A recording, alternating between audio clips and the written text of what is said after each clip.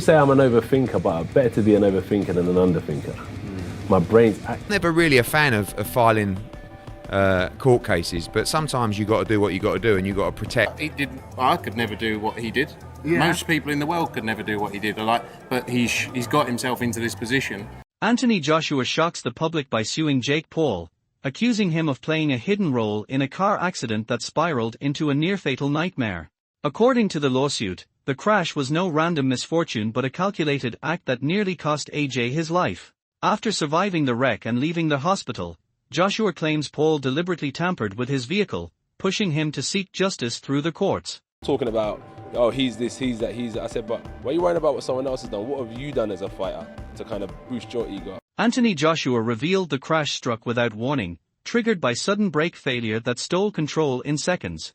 The brutal impact crushed the front seats, killing his closest friends instantly, while he survived in the back. Shocked and shattered, AJ immediately blamed Jake Paul, filing a lawsuit to demand justice for the lives lost and the nightmare he survived. Process danger at all. Later, I learned the car had crashed head-on into a stationary truck. The full force of the collision hit the front seats. The back seat, where I was, became the only relatively safe place, and that's what saved me. What I still struggle to accept is that the two people in the front didn't survive. In that instant, they took the most violent impact. Without meaning to, they absorbed everything and became my shield. Security pulled me from the car and rushed me to the hospital. The doctors told me I was extremely lucky, that I'd only suffered minor injuries, but honestly, that kind of luck doesn't feel comforting at all. That was the moment I understood something. Eddie Hearn didn't hold back, tearing into the Paul brothers with ruthless precision as he publicly shamed their reckless and disgraceful behavior. Emphasizing the gravity of what unfolded, he confirmed Anthony Joshua's lawsuit, making it brutally clear that such twisted, ghoulish antics would never be tolerated or ignored.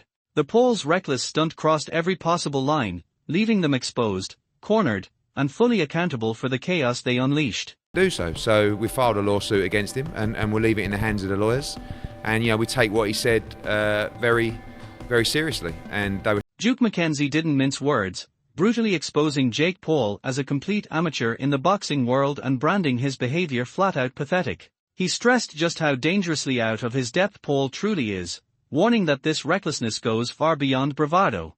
This wasn't just another failed fight or harmless spectacle, it was a reckless display that crossed lines, proving exactly why AJ had every reason to step up and hold him fully accountable. As AJ said, and everybody knows, he's not a real boxer. There's levels to this game, and he was way out of his level, way out. Tyson Fury snapped over Jake Paul's shocking involvement in AJ's crash, forcing the world to pause and listen. He reminded everyone these weren't rivals or enemies, but real human beings with families, futures, and loved ones waiting at home. Fury's words landed like heavy blows, calling out Paul's reckless behavior and condemning the ego that blinded him. He demanded respect for life over attention, making his stance unmistakably clear. Actions have consequences, and this reckless stunt crossed every line imaginable, leaving no room for excuses. Not your enemies, they are your brothers and sisters under God. We all came from Adam and Eve. In the beginning, everybody on earth. Remember that. Spread love, not. Carl Froch tore into the chaos surrounding Jake Paul, branding it a twisted clown world and an absolute sham that embarrassed the sport. He openly questioned where Paul could possibly go from here, ripping apart the hollow hype and exposing the emptiness beneath the noise. Froch made it brutally clear this stunt wasn't merely reckless bravado.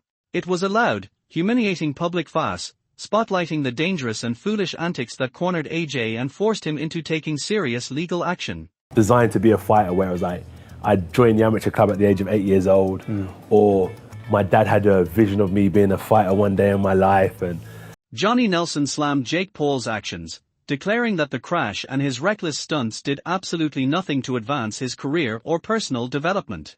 With no real challenge, discipline, or sense of responsibility, Paul only succeeded in exposing himself under the harshest spotlight.